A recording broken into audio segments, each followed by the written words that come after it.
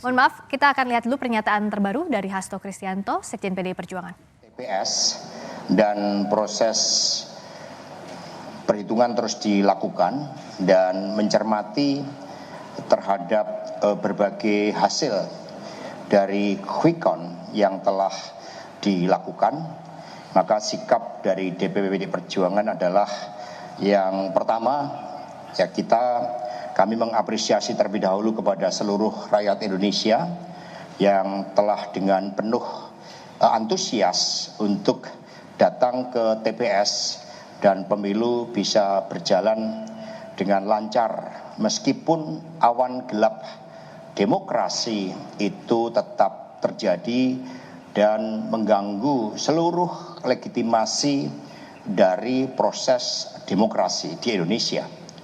Bahkan dari para pengamat dikatakan demokrasi Indonesia mengalami titik nadir dan terburuk di dalam pelaksanaan pemilu pasca reformasi karena begitu banyak kecurangan masif yang terjadi dari hulu ke hilir.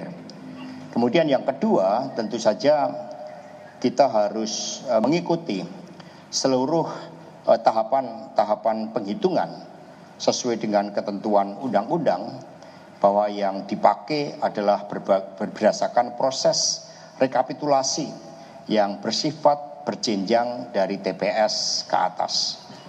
Kemudian yang ketiga, bahwa DPP Perjuangan mencermati terhadap seluruh desain kecurangan pemilu yang bersifat hulu ke hilir.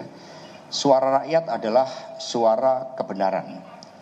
Karena itulah seluruh struktur PD Perjuangan bersama dengan relawan, saksi dan kerjasama dengan P3, Perindo dan Hanura terus mengumpulkan suatu fakta-fakta yang di lapangan yang begitu banyak juga disuarakan oleh kelompok-kelompok pro demokrasi.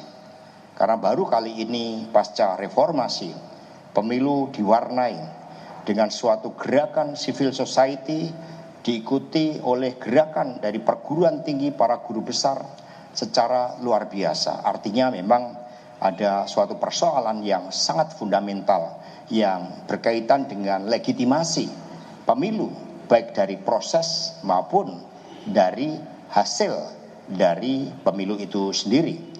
Untuk itu kami akan mengusulkan kepada tim pemenangan nasional Ganjar Mahfud agar dibentuk suatu tim khusus.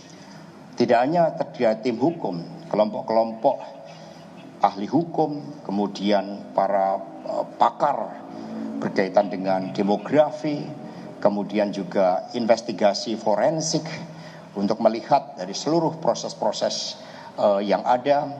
Dan tim khusus ini tentu saja juga menampung dari pihak-pihak yang punya interest yang begitu besar di dalam menjaga demokrasi Indonesia. Kemudian yang keempat, kalau kita lihat dari sementara hasil quick count, meskipun quick count KPU sendiri mengatakan tidak bisa dijadikan sebagai patokan, tetapi muncul begitu banyak pertanyaan.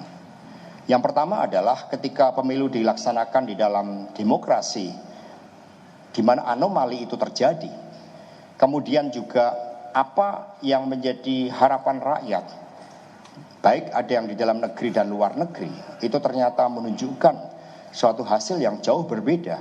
Exit poll di luar negeri itu mencerminkan tidak adanya operasi bansos, tidak adanya operasi intimidasi, tidak adanya operasi keterlibatan dari institusi-institusi negara, sehingga warga Indonesia bisa menyampaikan pilihannya secara jernih.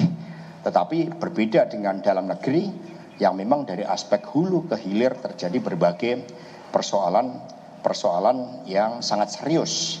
Sehingga anomali demokrasi inilah yang kemudian kami melihat nampak adanya fenomena overshooting. Jadi kalau berburu itu nembaknya berlebihan di situ. Ini pernah terjadi di Timur Timur pada pemilu tahun 97. Ketika suatu operasi masif dilakukan